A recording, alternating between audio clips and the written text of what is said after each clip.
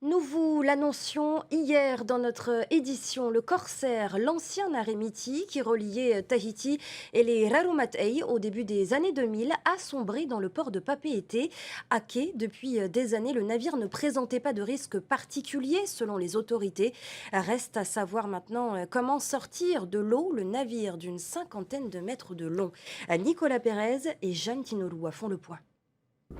C'est par 30 mètres de fond que l'ancien ferry gît dans le port de Papeete. Malgré les efforts des pompiers de la commune, le navire a sombré. Le niveau de la mer par rapport à l'entrée, donc c'était tout juste. Et je pense que c'est à ce moment-là que l'eau a pu rentrer en grande quantité dans le bateau. Allongé sur son flanc droit, le bateau, qui ne présentait pas de défaut apparent, devra subir une inspection afin de déterminer les causes de sa prise d'eau, qui sont actuellement floues. On n'est pas sûr de cette voie d'eau. Est-ce qu'elle vient de la coque sous le bateau? Sur le côté, on est sûr de rien. Voilà. Donc, par contre, à notre arrivée, l'arrière était déjà bien en partie sous l'eau.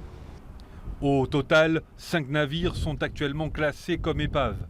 3 d'entre eux sont totalement immergés par 20 mètres de fond. 2 sont en attente de démantèlement. Des bateaux que la direction du port autonome dit vouloir rapidement évacuer. Il faut savoir aussi que le port s'est engagé depuis 4 ans dans une démarche de développement durable. On s'est inscrit dans des associations internationales et donc on a un cahier des charges qu'on doit respecter. Et donc le port ne peut pas se permettre de laisser des épaves ou une pollution s'installer dans son domaine portuaire.